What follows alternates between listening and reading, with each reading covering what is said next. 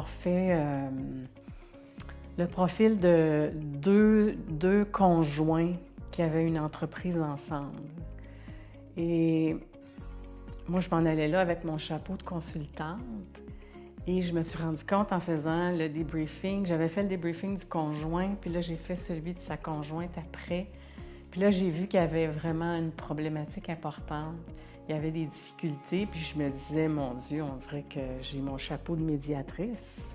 Et ça a été vraiment intéressant parce que j'ai pu faire voir, ces gens-là avaient des couleurs opposées, mais avaient des motivations similaires. Ils se rejoignaient au niveau des motivations et on peut penser qu'ils étaient soit opposés ou complémentaires au niveau des préférences comportementales. Alors, dans le fond, ses forces à lui, ça venait compléter les siennes. Lui pouvait trancher, congédier si nécessaire, alors que pour elle, ça aurait été très difficile. Alors, j'ai fait ressortir ces complémentarités-là. Ça a été vraiment un exercice formidable. Dernièrement, j'ai eu à faire le profil de 2 sœurs qui ont démarré une entreprise ensemble. Et j'ai fait la première et à la fin de son débriefing à elle, elle m'a demandé de voir le profil de sa sœur. Et j'ai accepté parce que de toute façon, elles allaient se le partager après. Et elle a été très surprise. Dans le fond, elle pensait connaître sa sœur, mais elle ne la connaissait pas aussi bien qu'elle le pensait. Puis elle me dit, non, je pense pas que c'est ma sœur, je pense pas qu'elle va se reconnaître. Et après, quand j'ai fait le profil de sa sœur, c'était vraiment elle. Pour elle, il n'y avait aucun doute. Elle n'était pas surprise, elle, de se découvrir. Puis ce qu'on a réalisé aussi, c'est qu'effectivement, c'est la première sœur qui serait la meilleure pour s'occuper des ressources humaines. C'est venu confirmer ça. Et que l'autre, la deuxième, bien, ses grandes forces, c'était plus sur l'aspect financier et toute sa capacité à se détacher du facteur humain, puis à pouvoir prendre une décision qui est vraiment pour le bien de l'entreprise. Alors que sa sœur va être plus enfargée dans « Oh mon Dieu, qu'est-ce que ça va faire vivre? » Puis, alors, elles sont vraiment complémentaires. J'ai eu aussi un homme que je connais depuis 20 ans qui travaillait avec ses 2 enfants et puis il devait transférer son entreprise à ses 2 enfants. Et puis, donc, ils devaient travailler ensemble pendant un certain temps et c'était pas facile. Et j'ai fait son profil à lui. Je lui ai fait voir aussi quel type de gestionnaire il était.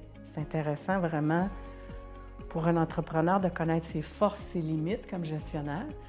Puis après, il m'a dit, on va faire le profil de mes enfants. Puis il avait peur de ce qu'il allait découvrir. Ça lui faisait peur.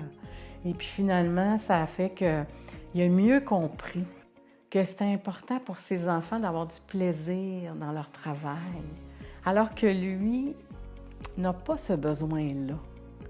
Alors, il m'a dit que ça avait vraiment, vraiment facilité les choses pour eux. Et là, le fils est parti, lui, puis c'est la jeune fille qui a acheté l'entreprise de son père. On sait qu'actuellement, les baby boomers vont se retirer. Le mouvement est déjà amorcé. Et moi, je collabore avec un organisme qui s'appelle le Centre de transfert d'entreprise du Québec. Et ils vont aider les gens dans leur transfert d'entreprise. Le propriétaire peut vendre soit à ses enfants, ses neveux, nièces, ou s'il n'y a pas de relève familiale, peut inscrire son entreprise à la CTEQ, puis quelqu'un qui voudrait se partir en affaires, un plus jeune entrepreneur, au lieu de réinventer la roue, peut acheter l'entreprise de cette personne-là. Alors, on dit que c'est le propriétaire qui va vendre à un repreneur. Et à ce moment-là, la CTEQ, ils disent que pour faire une bonne transition d'entreprise, une bonne vente, ça prend entre 2 ans et 8 ans. Et ils les accompagnent dans ça et à un moment donné, ils vont suggérer, ils vont recommander des tests psychométriques. Et moi, on me réfère. Et là, je fais le profil des 2 parce que ces gens-là, pendant un certain temps, pendant la transition, ils vont devoir travailler ensemble. Alors, Ça permet de vraiment savoir les forces de chacun, puis de voir où il y a un risque de conflit, puis de prévenir à ce moment-là et de vraiment mieux définir les tâches.